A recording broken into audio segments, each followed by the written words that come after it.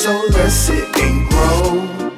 It's gonna be a good show. Yo, what's good? It's your boy Low, man. Listen, I know y'all who fooling with your boy. Today's a very special episode. Do you know why? Let me tell you why. Yeah, I got an amazing guest. Y'all know I always bring y'all some amazing people, but that's not all it is. Today is episode 50 of the podcast. That's right. I'm gonna give you some. I'm gonna clap myself up. There we go. And I'm gonna tell you why. If you've been following the podcast, I started this journey, and one of the things that I was struggling with being a producer and a creator of content was creating content for myself. And I went through a phase where I really was doubting a lot of my own potential. I could see it in other people. I could see it in the way that people needed to have their content created. And I had someone ask me, Lo, I enjoy having conversations with you. Why are you not sharing these conversations with more people? And it's different when you have to step into the spotlight and you have to be vulnerable. And I told y'all from the jump, I wanted to be consistent this year. If I learned nothing else through 2022, I was going to hold myself accountable to constantly every week having these conversations. And here we are, episode 50, this milestone. That's no small feat, man. I'm excited. I hope you're excited. And guess what? It's beautiful how God works, because I was at my cousin's festival yesterday and I met this individual, and man, we connected. You ever meet somebody that feels like a cousin or like a family member, like straight out the gate? Like, man, we could have been sitting down having Cokes and pork chops and rice and whatever else. You just get those vibes with some people. And man, I'm telling you, this guest today, I just felt like we had already been brothers for a while. And I love when I meet people like that. And I'm excited to bring him to the podcast today. But I'm not going to introduce him. I'm going to allow him to introduce himself. Let's go, man. What up with it? What's up, Lo? Thanks for having me. Yeah. My name is Jarrel Howard. I am CEO of Gold Standard Farms. I'm a fourth generation farmer. We were founded in 1941 by my great-grandfather, Frederick Polk. And we're here to help maximize the full potential of the hemp plant in its entirety. We'll talk about how we do that, but also to help advance and propel people and farmers of color and show them other avenues of monetization and generational wealth patterns that they can have within the agricultural space. Boy, that's a lot to unpack, and I'm excited to unpack it. Now, I want everybody to make sure they can hear you, so I want you to get close. Yeah, make love to that mic, man. Gotcha. There you go. There we go. So we good. That's a lot better. Okay. All right, so let's start, because one thing about me, I am a storyteller. I am a filmmaker. So in the right of my craft, I like to give people a little backstory. So before we get to where you are now, I did a little research. Okay. You actually have a degree in sports and leisure management. Yes. So how do we start there? How did you get into that? So my best friend, Chris Singleton, was a highly recruited high school athlete when we were coming up. And around that time, LeBron James had just fired his representation at the time and hired his friends. So that was big. Yeah. I've always kind of been his voice, Chris's voice. He would actually give college coaches my number. So all of these coaches would be calling me and saying, hey, we want to recruit Chris. So by the time I was a sophomore in high school, I pretty much identified that, hey, this is my best friend. We're going to be stuck together for the rest of our life. Let me manage you. And that was a pact that he said, cool. So I instantly just went into the mode of learning about the business, looking for mentors within the business, understanding that it wasn't many minorities at that time that were at power players. You look at Rich Paul now and others, but at that time it was few and far. I was at a boarding prep school anyway, playing basketball. So, just wanted to figure out where the next phase of my life was going to be. And that ultimately turned into a college scholarship at the University of Kentucky, where I was a manager for the basketball team. Okay. Right. And the funny story about that is I didn't want to go to Kentucky. I didn't. I wanted to go to Howard. So I applied to all HBCUs. Yeah. I never applied to Kentucky, but I was so sought after to be in that, to come on. Yeah. I remember my father saying, hey, we're going to go to California for y'all graduation, and then come back to Georgia. I never got to Georgia. I flew straight from California to Lexington, Kentucky, and I was there until I finished school. Wow. It's amazing how, like, our plans don't always end up being what happens in life. Yes, my grandmother used to say, you want to make God laugh, tell me your plan. Shout out to Nana. Yeah, that's true, man, because I tell people all the time, like, you know, my initially, I've always loved film. And when I was in school, you know, we were talking off camera before this. You know, my cousin Arthur and I, we went to a school where they really didn't cultivate the gifts that you had. Right. They just kind of told you what was safe and what they thought you could do, almost like job placement. But I was told that black people couldn't make a living at the time in film. Now, truthfully, a lot of that was correct because there was a hold on the market. But who are you to tell a high schooler right. that he can't pursue his dreams based on your perspective? And because of that, it ended up detouring me to do some other things. Got in the music industry before, and before that, my dad was actually encouraging me to go into like economics right. because it was a great, you know, career. But none of that was what my purpose and passion was about. And I love that you can explain how, number one, it speaks to your character for someone to rely on you that way. Right. I can see your character because even in how you carry yourself, and I think you definitely wear your family's name well.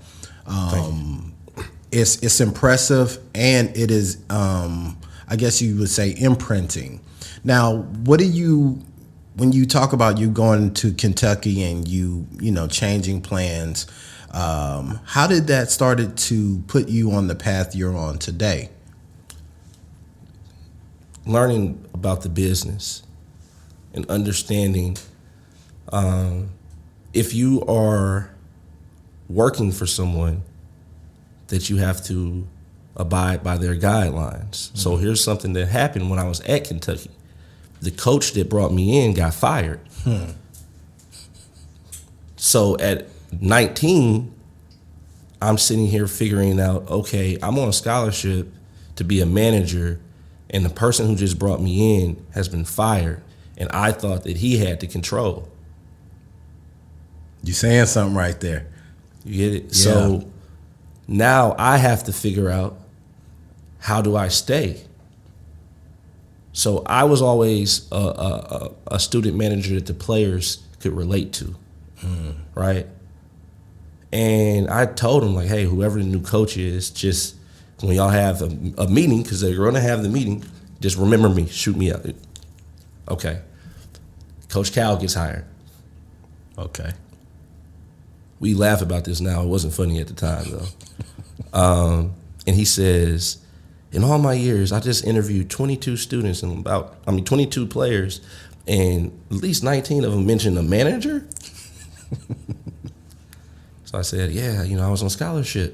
And he says, I'm bringing some of my own guys. I don't have scholarship money for you. So now I'm thinking, well, I can at least go and get my HBCU experience the last 2 years of college, right? Yeah. Didn't work like that, right? Get a phone call from my grandmother, and she says, you're gonna come to the University of Memphis. No, I'm not. Why? Just come on down here. Wow. I'm down there.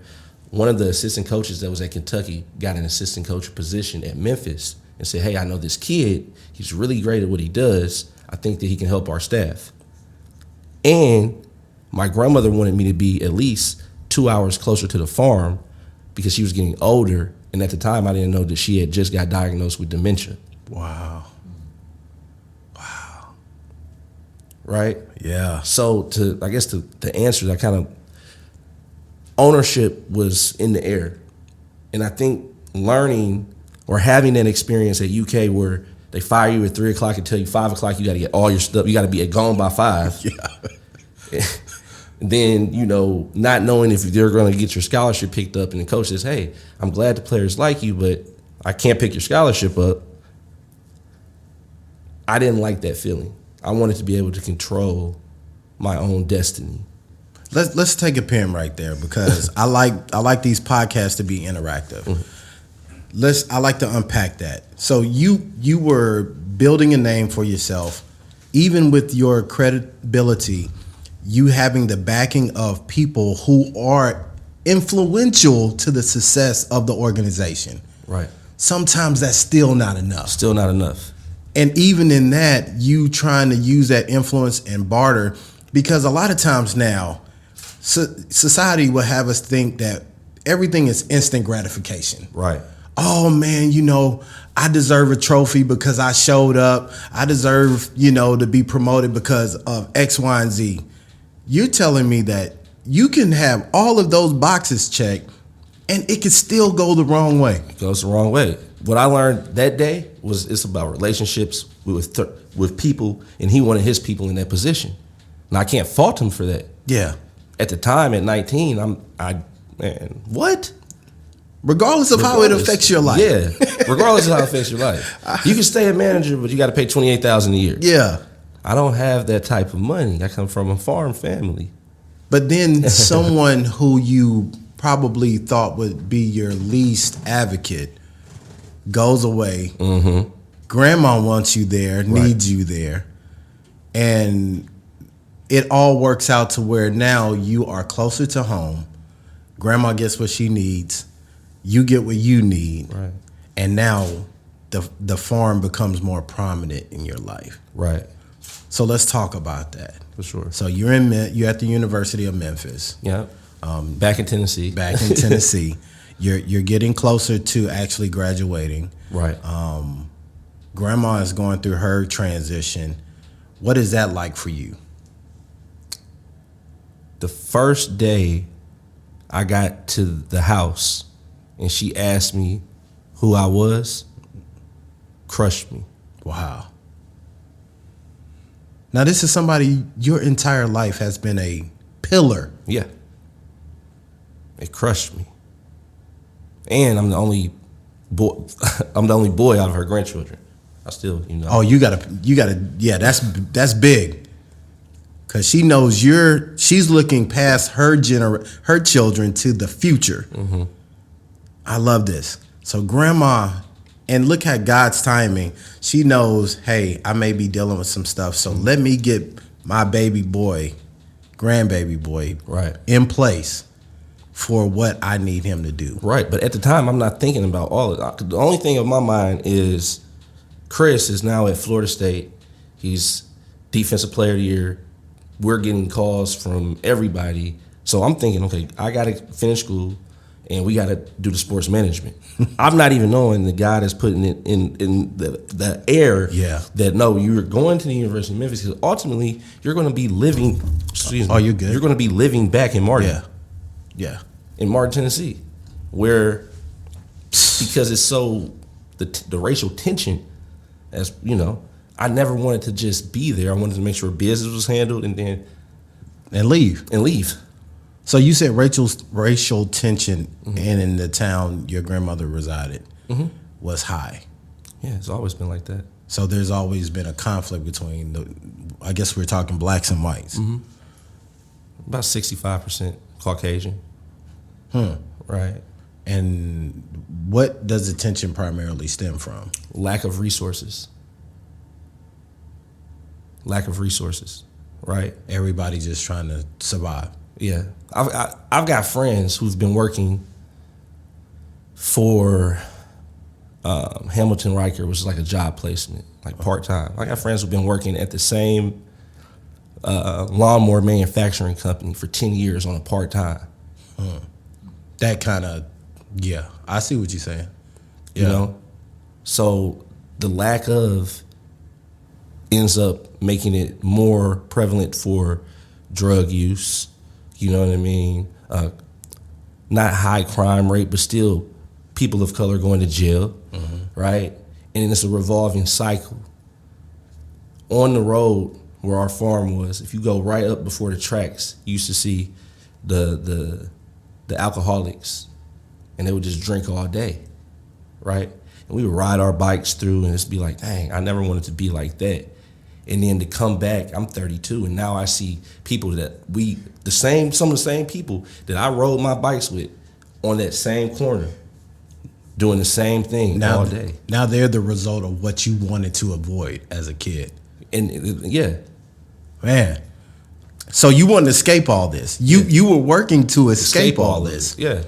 But now it seems like fate has caused you back to this place. To help.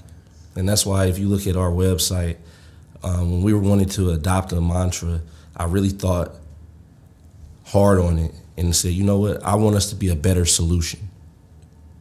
Then the bottle, then drugs.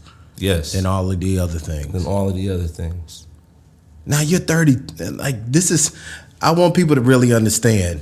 Most people in their late 20s, 30s is trying to be out enjoying life.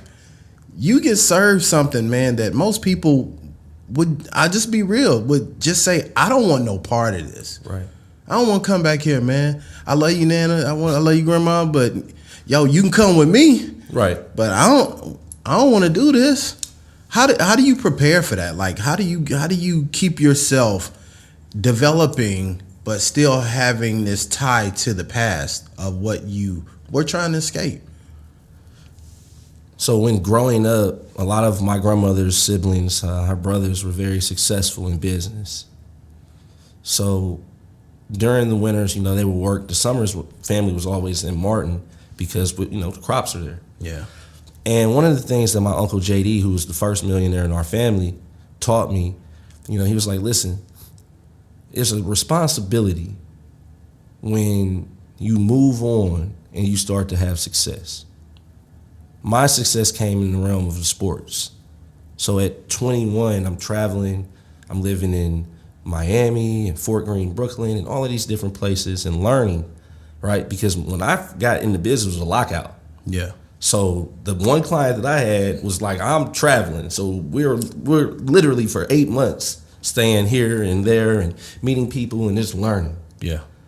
And those relationships, because athletes don't give their numbers out. Hey, take my man. So it might be a realtor, a banker, financial advisor, whatever. And I'm just cultivating these relationships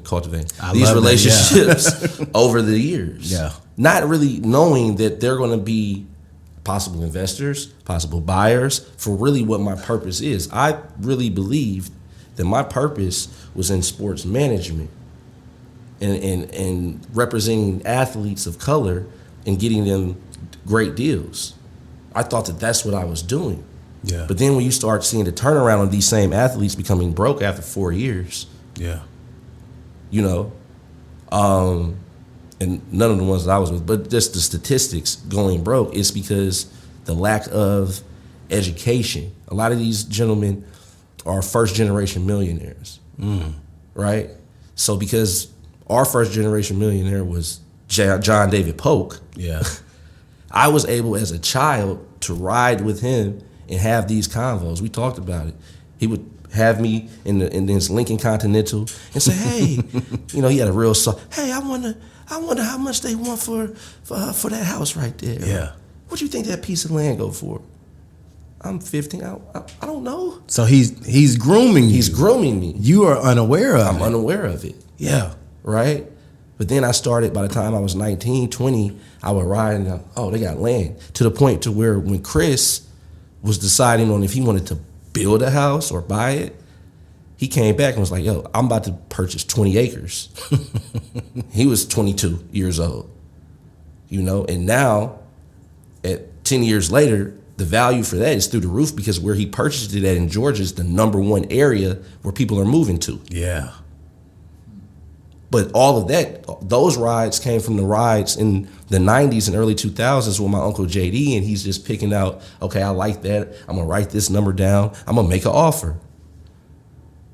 He would make me walk out to the farm, and anywhere the areas was eroding, he would say, we got to get a retaining wall. And that's how vested second generation of my family was, because they worked the land. And they didn't just work the land. They're sweat equity holders because they had to work someone else's land in Mississippi to get the money to have their own freedom. Now interactive. Yeah. So I want us to understand that nothing happens overnight. Nothing. These rides with your uncle and your family, and I'm big on this. I've learned this now. Sometimes the best college you can have is right next to you.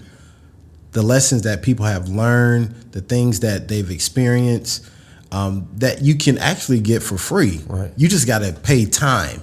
Because if you weren't willing to give that time, if you weren't willing to give that attention, then you wouldn't be able to make those connections for your clients, for yourself. Right. And because of that, now people who are connected to you are of greater value because of you being willing to submit yourself to these things.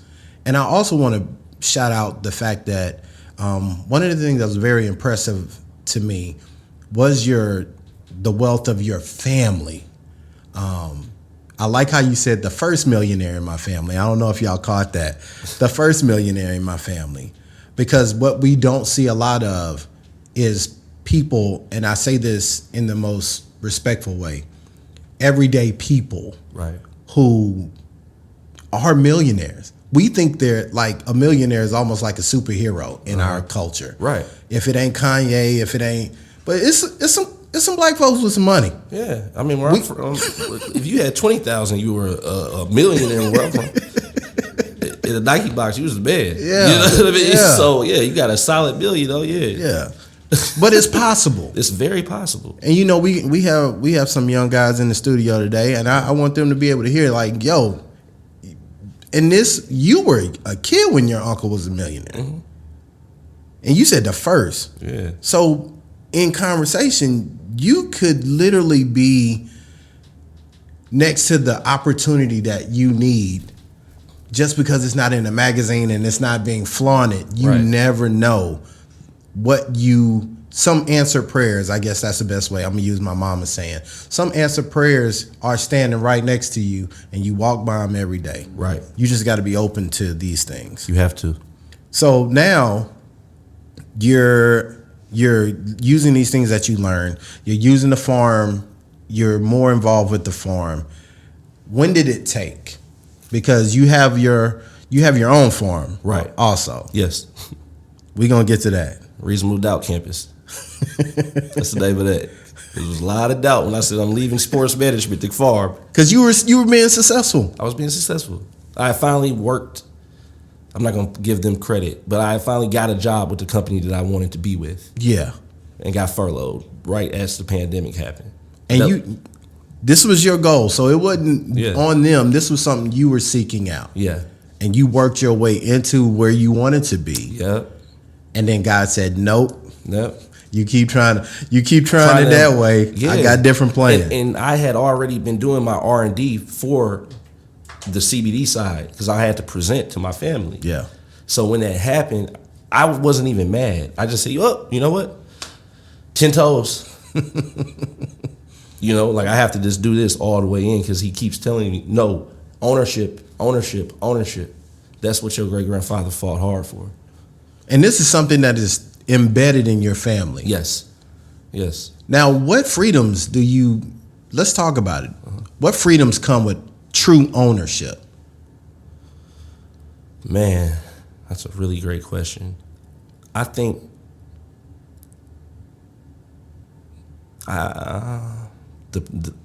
the pressure of having to meet something, right? So it's like, okay, a lot of people work and they say, man, you know, I got my bills, I've got this, I got that, I'm working 40 hours, you know, I can't get ahead.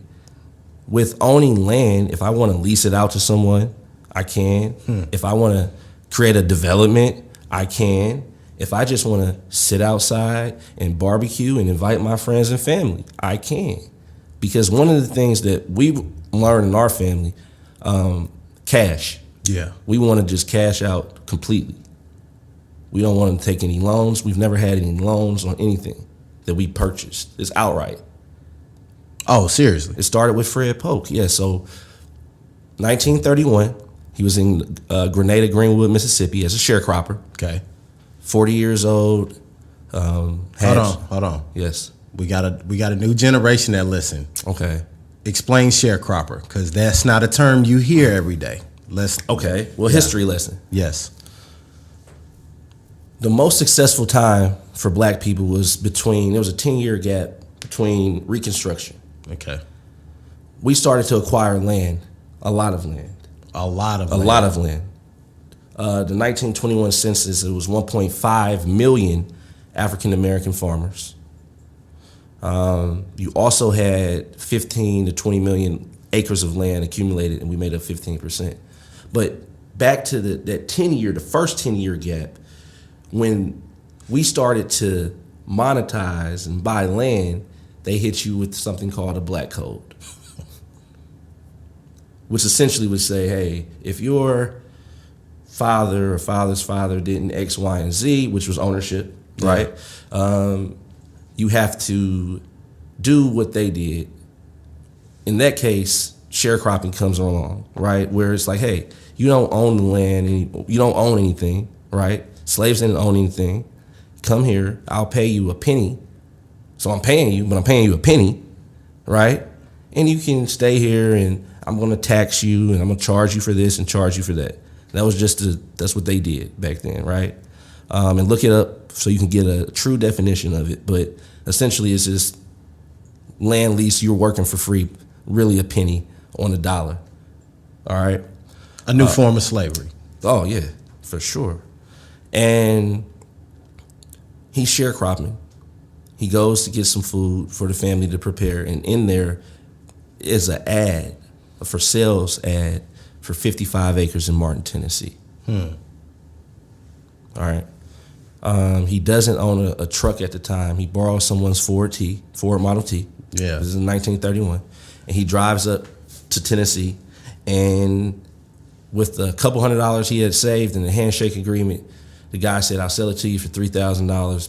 Let's pay me increments. In increments. So that's what he was working for. And it took him 10 years. Now, we talk about ownership.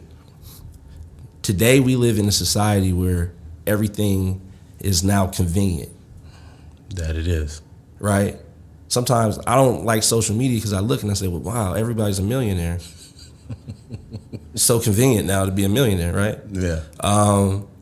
But it took him 10 years. And on top of that 10 years, his children had to work. Yeah. So sacrifices within that. My grandmother didn't go to school until she was 9 years old. Because she had to work the field. She had to learn how to sew. She had to... Wait a minute. You said she didn't go to school till she was 9. What was she doing? She was learning how to sew. She was learning how to cook. And she was working the field. Picking cotton, doing everything that were sharecroppers. She was a child of a sharecropper. Before 9. Mm-hmm. So she could read, she could write, but as far as a formal education, she didn't get that until she was 9. So she had no real childhood. No, none of them did. You know, from the women to the men, if you shook all their hands, it was, brick, wow. Right? Because they worked. And it was for a goal, ownership. Oh, okay, daddy that's what they call him. Daddy got land. It's in Tennessee. They tell these stories, they still smile about it, right? When they got there in the winter. They was used to the Mississippi summers and everything. That's the heat, the climate. So when they got there, they was like, oh, we don't like this. It's too cold.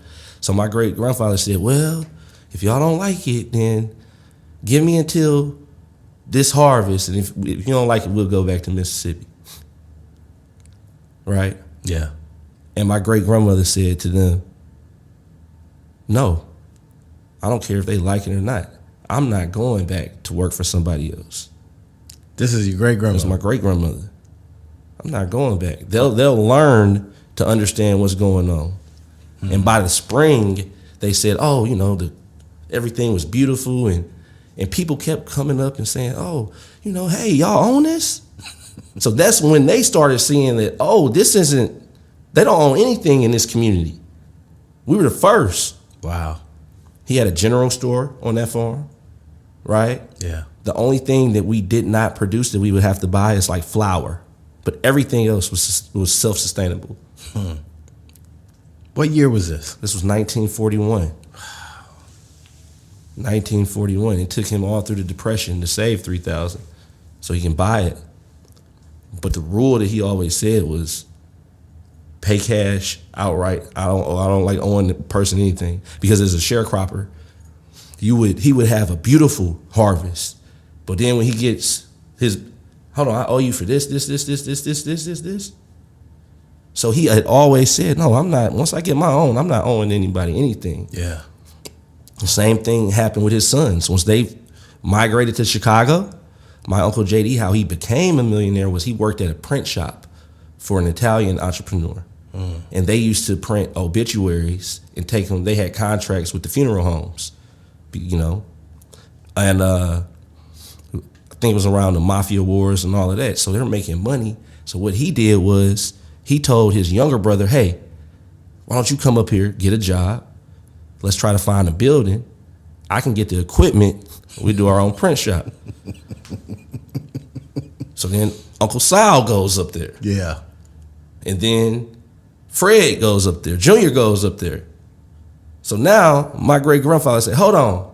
All my labor can't go. Yeah. So James is staying until he graduate, and y'all got to come back in the summers. We got this thing. Everybody in the family comes back in the summers. You got to work.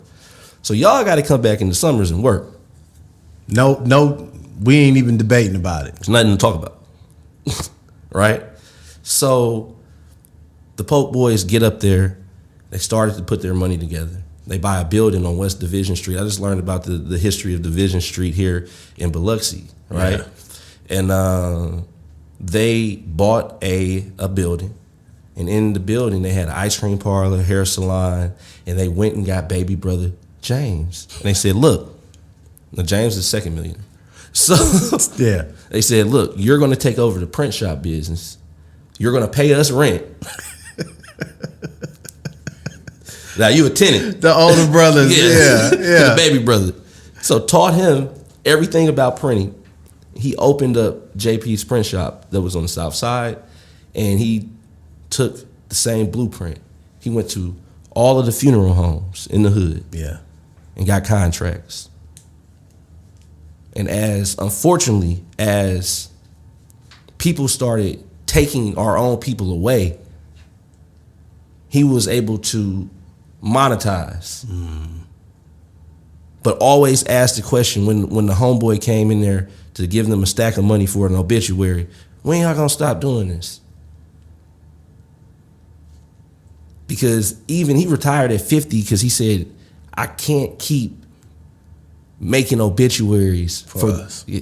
Come on, man. He says, I don't mind the 90-year-old celebration of living, 75, 85, but these 19s and 20s and all of this, it's something I don't even want to take the dollar on it. It got to the point where he was just like making them just here. Yeah. That'll do something to you. Right. You know? Yeah. So just their acumen as men, I had great role models when they would come down and you could see entrepreneur just exuding out of the family, even the women in our family. You know what I mean?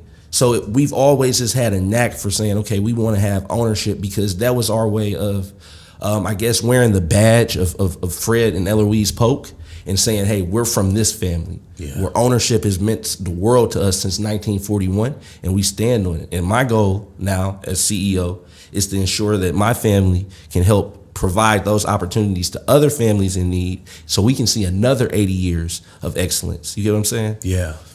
So you're still carrying the torch of your grandfather, Fred Polk, right? Great-grandfather Fred. Great-grandfather Fred Polk. And not even just him, your uncles and your family members that have come before you. Right. Now, fast forward to today, Gold Standard. Gold Standard. How did you come up with Gold Standard? And tell the listeners what it is. So Gold Standard Farms is a minority-owned CBD hemp farm by my friends and family. You know, we've only did this with friends and family, right? What we do is we maximize the full potential of the hemp plant. A lot of people don't understand that there's over 25,000 use cases for the hemp plant. Before hemp was outlawed in the 40s, A majority of farmers in the South had to grow at least 30% of hemp or they were fined because they were using it for industrial uses. The reason why I got into that space, in 2018, I was able to see what we made as farmers. The average African-American farmer on a 2017 statistic made less than $50,000 per harvest, where our counterparts make $293,600. Wait a minute. Whoa. Wait. That's a significant gap. Yes. Why? I mean, I'm trying to figure that out, but I figured out the solution to that. How to close the gap. Yeah. Let's talk about it. Hemp farming. For industrial use. For industrial uses. Right now is a great time to get into this space. The reason why is because carbon and greenhouse emissions, it's tearing us up. And we know as farmers directly, we know, right? Because we're dealing with the soil, we're dealing with the earth. We understand that this abnormal rain patterns can hurt your crop. This extreme heat is catastrophic to it. Yeah. So we know. You're right? dealing with the direct result of it. Yeah. And understanding that hemp sequesters 8 times the amount of carbon dioxide than trees do. It takes us 120 days for hemp to grow fully. We can have patterns where we can grow hemp twice in the summers and sequester large amounts of CO2 by learning how to trap it to get rid of it, right? You can't do that with anything else. Nothing else on the face. Nothing else. Wow. Hemp can heal you, clothe you, house you, right? And it thrives off of CO2. The very thing we need. The very thing, right? Soak it up. It soaks it up. All that pollution goes into the roots of the hemp, it thrives, right? Paper. 1 acre of hemp can produce as much paper as 4 acres of trees. Yes. Why are we cutting all the timber down there? Soybeans, right, was going for $500 an acre. Yeah. Hemp in 2018, 10 to 15,000 per acre. That's generational wealth at risk right there. You get what I'm saying? A lot of times we don't get the opportunities to monetize in the space. So when you say about the gap, it's just like, yeah, this is what you get. You know, there's farmers who have lost their land. There's a gentleman in Louisiana. I don't know if you're familiar with the 1619 project, but they spoke to him, and one of the things that they did, and when I say they, it's predatory lenders, it's those that work for the USDA and understand that these farmers who have to have their loans in on time, and we don't get that as black farmers, and it hurts our crop, and then we have to put up property that's been in our family to try to cover the difference, and then you lose it, right? That's who I'm talking to. You all are the they. Yeah. Right? So when a person has had something, and their farm was older than ours. He got his loan in September. You harvest in October. There's nothing that I can do in that short amount of time. And now my farm is on the line. So predatory lenders taking bad business practices has hurt African Americans in the farm industry. Here's another thing that we have to work on. The average African American farmer is 68 years old with a 40-year work expectancy in space. So if they started at what, 28? Yeah. So what we have to do is we have to educate, incubate, and accelerate younger generations to understand why agriculture is so important for us As a people. Because right now it's 45,000 black farmers and we're on the verge of extinction. Yeah. And we still haven't got the $5 billion debt relief that was supposed to be allocated us on January 1st of 2021. Yeah. And then let's speak on that being the fact that 7 Caucasian farmers can take you to court, to the Supreme Court, and they have enough money to fight a $5 billion allocation, which is really $1 billion. But if you take the $4 billion that they're going to give you, that's going to debt relief. So they're already taking their money back. They have another $1 billion for outreach, possible investments. Yeah. So when I did the math on that, the average farmer would get $25,000 when that check is dispersed. True reparations for black farmers is anywhere between $300 to $350 billion. Yeah. They want to allocate $5 billion to us, but it's held up now in federal court. We don't have the money to fight it. Black farmers are constantly losing their farms right now while they're still waiting on aid. Because right? If we can wait you out, then we can buy you out. Exactly. So the main thing of what we doing in Gold Standard, I started off with the cultivation, but then I felt like it was a sense of I needed to be doing more on the educational component to help them actually see success. It's one thing to say, hey, do this. That's why I say educate, incubate, and then accelerate. I want to educate you on all of the things, the proper, we were talking about this off camera, business, yeah, branding, right? All of these things that we are not understanding or we might not know about because those resources are withheld from us. That's the first phase. Then the incubation phase is saying, hey, we identify your target market, the demographic, and the problem that you're going to solve.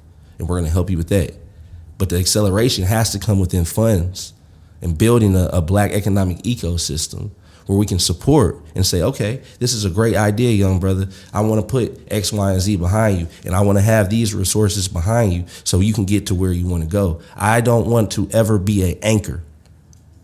I'm not here to hold people down. I'm here to be a vessel to get them to where they want to go and bring them back safely so they can do the same thing. So let's talk about that, because I know in my family, we still have farmland. Well, we have land. Right. It's no longer being farmed, a lot of it. Someone like me who we have the opportunity to maybe start a hemp crop, right? Right. How do we go about getting that information? How can, like, I wouldn't know where to start. I wouldn't know how to inform my family. Like, where do we begin? Well, I did 2 things. The first thing that I did research, right? Google is your friend. Okay. So I started to just understand what the industry was going to look like over the next 5 years, or at that time, the next 5 years. And then I had to, when I spoke to my family about it, I had to have a mentor. And that for me was in the form of Al Harrington. It took me 18 months to get him on the phone. But, you know, now we talk every day, and he's been a great mentor in helping me understand the cannabis industry and also how to uplift and educate our people within this space, right? So I always tell people the thing about mentors, they're going to know if you're doing the work or not. Yeah. And then they're going to open up and say, hey, okay, these are the ways that I can help you. So throughout that 18-month process, he was able to see that I was doing the work. And then once he saw it, it was like, okay, you're serious, these are the resources. Yeah. So I want you to learn, right? And then from there, you go to someone who has the knowledge and say, okay, these are the things that I've already worked on. These are the things that I've researched. That right there is an opening. Like for me, that's how I work with people. Yeah. I'm not going to tell anyone no, but I will say, hey, I'm going to send you an email. I want you to knock this list out. And then from there, if I see that you're doing it, let's go. But this is an expensive industry. Okay. Cannabis cultivation is expensive. And I've seen people lose everything behind it, So I always say the best thing is the educational component. Start small and then work your way from there, because it's only 2% of us in that industry. So you see the similarities from farming and cannabis. There's only 2% of us. 85% of us go to jail for it. But only 2% of us have license and own it. Now, see, that's what was my next question. Why are 85% of us going to jail for it? I mean, Are we not doing it legally? no, I'm talking about just in general, the war on drugs, people getting locked up for marijuana, a joint. So The historical, right, plight of what with what it was. Since New York has been decriminalized, I think the statistic was crazy. 90% of their marijuana and the rest is vanished. Yeah. You know what I mean? Yeah. But how many of those people look like us? Yeah. I mean, all of them, right? Yeah. So, we have a sense of responsibility to not be the only ones, but to make sure that we're pulling everyone else up and saying, hey, whatever you want to do within this space, let's find a way that you can be successful, you know? And it may take time because, like I said, we live in a society where convenience is key now. Yeah. Instant gratification. But taking time to figure out what's going to be best is important. That's how I ended up with my farm. Yeah. It's because before I go out there and put 50 acres of hemp on my family farm and it doesn't work the way, you know what I mean? Yeah. So I got my farm to show them, and I started small. Yeah. And each year was just like bit by bit by bit by bit, and they saw the progress. Hey, nephew. Okay. Yeah. And the return, because a lot of times, and I want to make this clear, we hear numbers and we're motivated because we just want to be able to say we got a lot of money. Right. But then we don't always take up the cost of what that process is. I heard y'all talking about this yesterday. Right. It's not for the faint of heart. No. You it's some sweat that got to go into it. Yes. But I did hear a lot of things that intrigued me. Okay. Correct me if I'm wrong, but I'm sure I heard you guys say that adding hemp to your farmland can enrich the soil for other things to grow. You're right. So you could grow a harvest of hemp, turn right around and plant corn Yes. or other things. Yes, because hemp purifies the soil. So hemp does now, and it blows my mind, man, because for hemp to have so many solutions, Right. why is it demonized? Because I think it had a lot to do with the old movie Reefer Madness. If y'all aren't versed in that, look that up. And the cool thing, the cannabis was the cool thing in the blues and jazz clubs, and I guess it made people of other races want to hang out with the cool guys or whatever the case may be, right? Yeah. That was the number one thing that really popped up when the movie Reefer Madness came, and it kind of demonized black people as these big brutes that throw people out of windows when they're smoking or whatever the case may be. And when the 2018 Farm Bill was passed, I jumped right in because I understood from the cannabis side of just going out to California and seeing how they were making money, and then I started to see it pop up in Michigan and all these different places. It was like, okay, it's coming to Tennessee. I don't know when. It's coming, though. But another thing my grandma used to always tell me is rather to have it and not need it than to need it and not have it. So I went and got a hemp license. Yeah. It was $300. Yeah. Right? And I found a geneticist, and we went to work. Yeah. And started our R&D, because for me, it was like, hey, if they're going to give us an opportunity to eventually be in this space, whenever that opportunity is, I want to be ready, right? Yeah. So opportunity plus preparation. So you know what we need from you, man. Yeah. And I know I'm putting you on the spot, but we need a course. We need you to take all this information. You have all this wealth of knowledge. And for us, I know, Google can send you on a plethora of rabbit holes. We need viable information that we can apply, that we can share, and that we can maximize, because what we can't make more of is land. Right. and we can clearly see that there is an attack on us to gain all of the land that we have. They want it. Right. But we got to work together. There's always power when we unify, Right. when we become educated. We were also talking off camera earlier that ignorance is a blanket on our culture and our people. A lot of times we don't want to spend the time to educate ourselves. We just want somebody to give it to us. Right. But we're going to change that narrative. I'm speaking that we are going to unify. We're going to take these resources, and even if we're at a stage where we can't see it fulfilled, we won't be jealous. We'll pass the torch and the tools to these young generations coming up, like your family did you.